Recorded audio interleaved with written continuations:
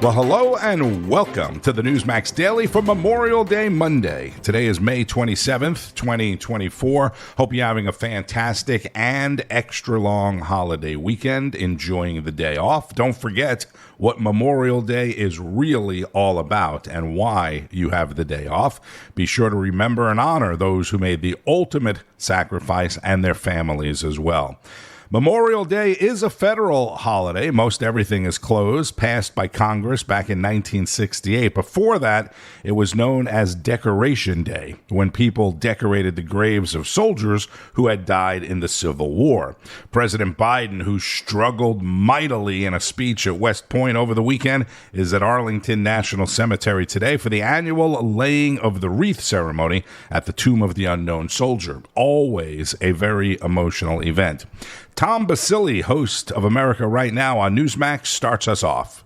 Welcome back to America Right Now. I'm Tom Basile. Memorial Day is more than barbecues. It is a solemn time to pay tribute to the hundreds of thousands of our brave servicemen and women who, throughout the history of our republic, have valiantly given their lives to protect our country and the world. They are all our Patriots of the Week this week. To help us tell their stories, a special guest, retired Army Green Beret and author of Operation Pineapple Express, Lieutenant Colonel Scott Mann. Scott, thank you so much for being with us. We appreciate it. Hey, Tom, thank you for having me on this somber holiday. It means a lot. Thank you. Well, you served in combat tours all over the world. Camp Colombia, Iraq, multiple tours in Afghanistan. You've seen the ultimate sacrifice up close. When this day comes around, who, from your experience, comes to mind? For me, it's the guys that I served with in Afghanistan, from the Special Forces community primarily. That's who I worked with. Guys like Alan Johnson, Pedro Munoz, Vic Cervantes, quite a few more, honestly. And it's like it was yesterday, honestly, that we lost them, and the way in which they left this world. These were amazing individuals who volunteered time and time again, Tom, to keep going back and fighting this war on terror. And most of the time in places that most Americans didn't know exist or even care about.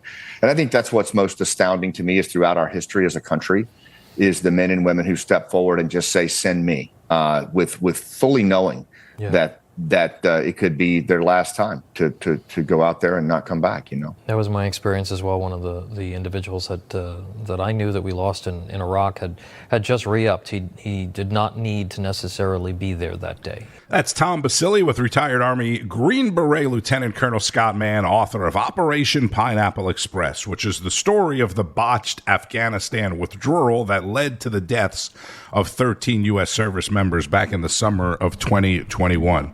Something that is definitely not talked about or held against the Biden administration enough, in my opinion, by Donald Trump and the entire Republican Party. The former president and presumptive Republican nominee did spend the weekend campaigning, which included a stop at the NASCAR race in Charlotte yesterday, Charlotte Motor Speedway, where Trump Force One did do a flyover the speedway, as I had anticipated back on Friday's Daily. Then Trump took in the actual military flyover, participated in a Memorial Day remembrance ceremony, and met with some drivers, including the King, Richard Petty. The race itself ended in a controversy, though. Fans, including me, are pissed off after NASCAR named Christopher Bell the winner with 159 laps still remaining in the race due to a long rain delay. They were holding out for a while with the red flag, and then they just decided, okay, give it to Christopher Bell with 159 laps still to go. Nobody's liking that. The Indianapolis 500 did an amazing job paying tribute to the fallen and reminding fans what the day stands for before an absolutely fantastic race there. Was also had a big rain delay, 4 hours. It ended with Joseph Newgarden becoming the first back-to-back Indy 500 winner in 22 years. All right, on Saturday, Donald Trump spoke at the Libertarian National Convention. I am truly honored to be invited here tonight as the first president in American history to address the Libertarian National Convention. In the last year, I've been indicted by the government on 91 different things, so if I wasn't a libertarian before, I sure as hell am a libertarian now. I will put a libertarian in my cabinet and also libertarians in senior posts. Robert F. Kennedy Jr. also spoke at the convention, and then the Libertarian Party selected former Georgia Senate candidate Chase Oliver as their presidential nominee on Sunday, spurring appeals of support from Trump and from RFK Jr. This is what Chase Oliver had to say about Trump's appearance and speech at their convention. He's speaking here because he thinks he can steal our libertarian votes. And, I understand he's probably desperate because he's lost more and more of his base as time has gone on. He's become a weaker and weaker candidate. Utah Congressman Burgess Owens discussed it with our John Glasgow on Sunday Report. So Trump got some mixed reactions here, some cheers, some boos, but he went there, which a lot of, times he wouldn't go to a libertarian conference, but he did. What do you make of him attending? How important is this vote going to be for the upcoming ticket in November?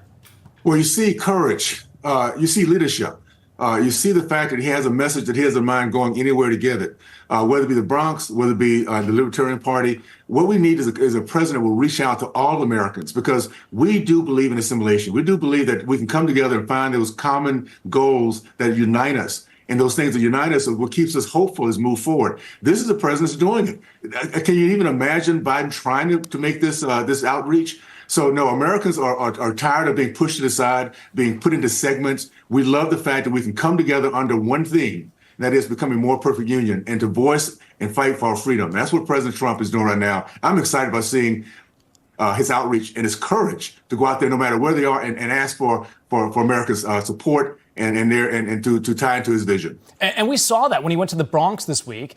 We heard a lot of people that were there say that they've been lifelong Democrats. Now they're supporting Trump. Why the shift here in the minority vote? The Bronx represents where America is. We believe, we want to be hopeful. We want to have a party if we can. We can enjoy each other. You're right. It was a very diverse place in Bronx, but it's all about, again, assimilation. We can come from every continent in the world, but when we come here, we want to be called Americans. And that is what President Trump is now doing. Democrats, Republicans, independents, folks who've never voted before, blacks, whites, Hispanics, it doesn't matter, Asians. This is America. And thank goodness, I think we're, after all these years of being put down, of negativity, of divisiveness, of dictatorship, America wants to get back to its basic DNA. We love freedom. We want to come together. We want to enjoy each other. We want to be hopeful. That's Utah Congressman Burgess Owens on Newsmax. Over the weekend, you may have seen Lee Greenwood's God Bless the USA special on Newsmax. I hope you got to see it. Greenwood spoke about the annual Memorial Day event with Lydia Serrani. You've been honoring those who died for our country for years. Tell us, what was it like performing your song with the country music royalty, the Oak Ridge Boys, Crystal Gale, I remember her with her long hair, Larry Gatlin and others, friends of yours, as part of this all-star salute to honor our veterans? Lydia, if you don't like what you're doing, you got a pretty good job as a singer. Version USA, that was good. I'm really honored to have Newsmax exclusively air this amazing special celebrating the 40-year career that I've had. And during it, because this is Memorial Day weekend, and by the way, happy Memorial Day weekend, we awarded 2 homes to deserving veterans through the charity Helping a Hero.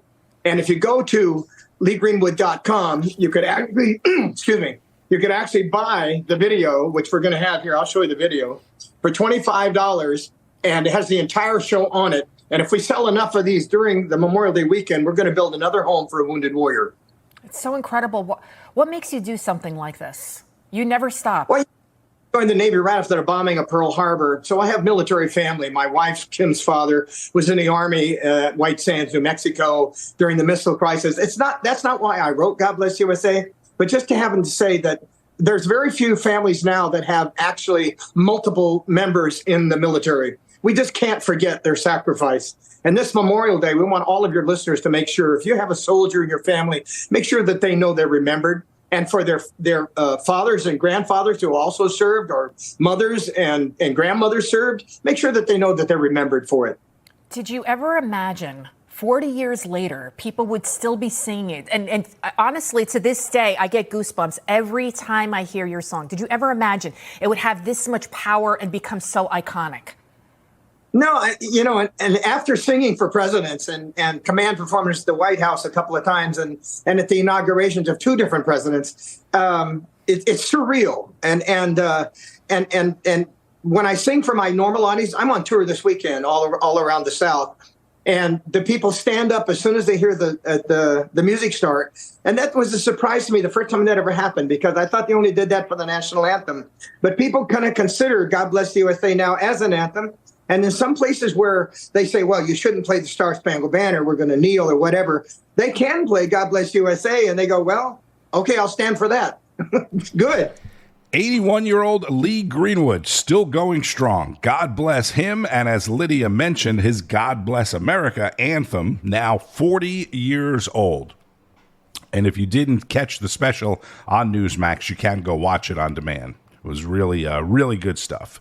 There's a lot of news from overseas today, mainly the Middle East, where Israeli Defense Forces say Hamas fired rockets from rocket launchers into Tel Aviv, sounding sirens for the first time in a couple of months there. This as Israeli airstrikes in Rafah have killed multiple Hamas fighters, along with dozens of displaced Palestinians at a makeshift camp.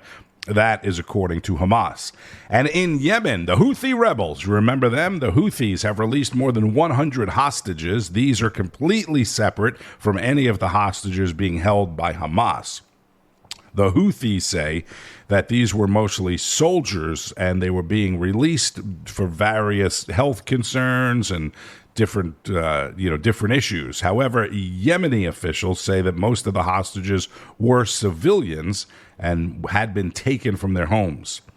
Republican Representative Michael McCall of Texas, chair of the House Foreign Affairs Committee, is leading a congressional delegation in Taiwan today. They're discussing a delivery of U.S. weapons to Taiwan. Probably hear a lot more about that tomorrow. And looking ahead, closing arguments begin tomorrow in Donald Trump's hush money trial. That obviously will be the big story of the day. A House Education Committee continues hearings on college campus protests, and the Federal Reserve is looking for a big economic report due out at the end of the week for the latest gauge on inflation, which would give us the latest indication of any interest rate cut. Keep up with all the news all day, today, and every day on Newsmax. It is available on most major cable systems. Make sure you're streaming the new Newsmax Plus. If you're not, simply go to newsmaxplus.com. You can also get signed up for a free trial there. It includes all of your favorite shows and hosts. If you are lounging around today with the day off, it's a good chance to catch up episodes of the Newsmax Daily that you may have missed and other great Newsmax podcasts as well. I'm Tony Marino. Thank you, as always, for listening. In the meantime, enjoy the rest of your holiday and keep on fighting the good fight. News breaks every minute, every day. You need the app, the Newsmax app. Find it free on your smartphone store. Then watch us anytime, anywhere. It's our America. We conquered it. We built it. Great values like honesty and fairness. Great courage. A great nation needs a free press. Newsmax is it. 30 million Americans regularly go to Newsmax when they really need to know. They watch Newsmax TV at home. On the free Newsmax app, they go to Newsmax.com. Start today. Newsmax is real news for real people.